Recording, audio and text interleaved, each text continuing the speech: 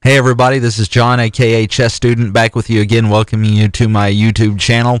Gonna have a look at a game I played yesterday against Gamma-Zeta on the Internet Chess Club. We'll jump right into it since I only have 10 minutes for these YouTube videos. They need to change that. Come on, give us 15 minutes. Can't you give us an extra 5 minutes? Anyway, I don't know anything about openings. I want to point that out right from the get-go, but Black played c5, and I know that's the Sicilian defense, and I know that I hate that opening because I play against his white and I always lose, it seems like. In this one, I did a little bit better, but I still only ended up with a draw. So let's just go through this. And I just tried to play along opening principles, you know, trying to develop my pieces toward the center. Because, again, I don't know this opening. Really, I don't know any openings. And so d4, I expected him to take it. He didn't. He played knight f6. And here I got the idea of pinning the knight and played bishop c5 because bishop g5 because I remembered learning that the threat, right, in chess you make threats, and so that's how you gain time, you win tempos or gain time against your opponent, and the threat here is pawn e5. So Black felt compelled to stop that. He played d6, hitting this square. Again, it's also being hit by the knight, the e5 square. I looked at this for a little bit and then went ahead and played it. I went ahead and played e5, hitting the knight. So you watch what happens here. E takes, or d takes back, and now the knight is still under attack and pinned. If Black can't just take the pawn because of he'll lose his knight. So he simply takes queens. I take back with the rook so I can still castle if I want to.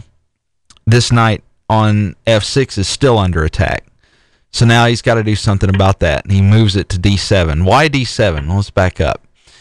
If he goes anywhere else, then he runs into, like, let's say he goes back here, which is a horrible move. Then he runs into this. This is pinned, and I'm threatening rook d8 mate. So he can't have that. Other squares are just as bad. If he goes here, it's the same difference, right? I still have that option. So he plays knight d7, hitting this pawn again and stopping a knight from being pinned on with a bishop on b5. So I have to worry about this pawn. How do I defend it? Doesn't really seem to be a good way. You know, if I play bishop f4, that puts the bishop on a bad square and ties it down to the defense of the pawn. I didn't want to do that. I like the bishop where it is for now. It's pointing to this d8 square. So I realized that I can still play bishop b5. And, whoops. And that's what I did. The pawn now is still defended because notice, if Black takes, I can take here because this knight is pinned and can't take back. So he's going to lose a knight for a pawn. Same thing if he takes with the other one, right? He takes, can't take back. So that bishop b5 defends the pawn indirectly. Black plays bishop e7, blocking my access to the d8 square. Looked at this for a little bit, decided to trade. Why? Because, well, you'll see. Knight takes, and now knight e4, hitting the c5 pawn, which is under attack because the knight on d7 is pinned.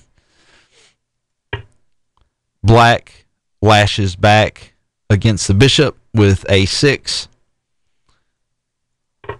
I took, because after I take, I go here instead of taking the pawn. So knight d6 check. I could have just taken the pawn, right? And now I'm attacking this bishop. But he would have just moved the bit. He would have just played bishop c6. Or Actually, he might not have done that. He might have played bishop d8 to defend the b7 pawn. But that's not what happened. I decided to play knight d6 because that forces the king to f7. If the king goes here, then boom, knight takes f7. I pick up the rook. So that's no good for black. So king f8. Now I pick up the b7 pawn. Black plays d5 because I was attacking the knight to stop the attack on the bishop. c4, hitting this knight. Forces the knight to move. The only sensible square is b6, so he plays knight b6 again, defending this pawn or this bishop. But now I play knight c5, attack. The bishop's under attack again, gaining tempo. This whole time I'm gaining time. I'm really starting to understand the concept of tempo when it comes to chess. Okay. So what now? King e7, defending the bishop. b4. Why did I play b4 here? Well, a lot of people might have taken the bishop and thought, well, knight takes bishop, that's good. I'm trading the knight for the bishop. I'm getting rid of black's bishop.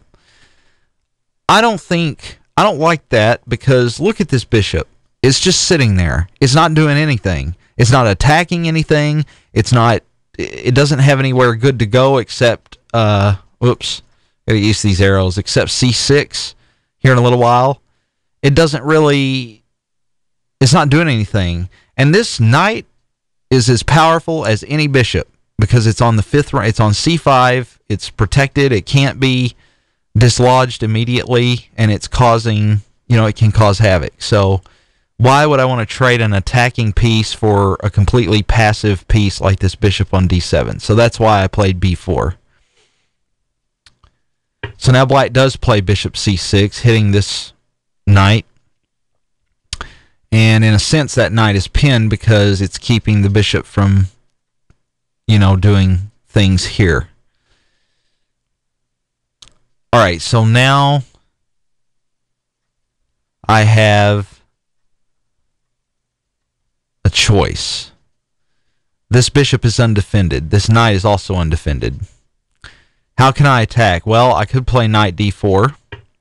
If I do that, black picks up the g2 pawn, which he will anyway in a little bit, but because I allowed that to happen. But let's look at this. If he does that, he does that.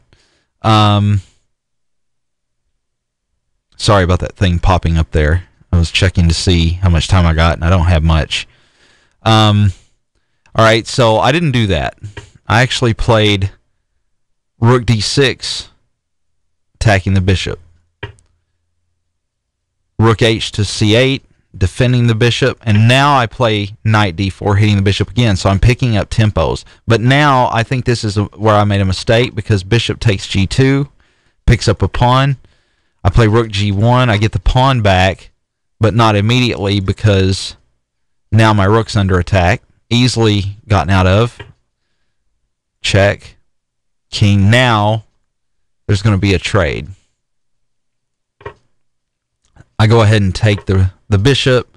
Rook takes c5. Now I've got a pass pawn on c5. Okay. This seems pretty straightforward to me. But look at these pawns. And I'm about to run out of time here, so let me finish this game in a second video. How about that? So I'm going to stop here at this position, and I'll pick up this position in the next video. All right, see you in part 2.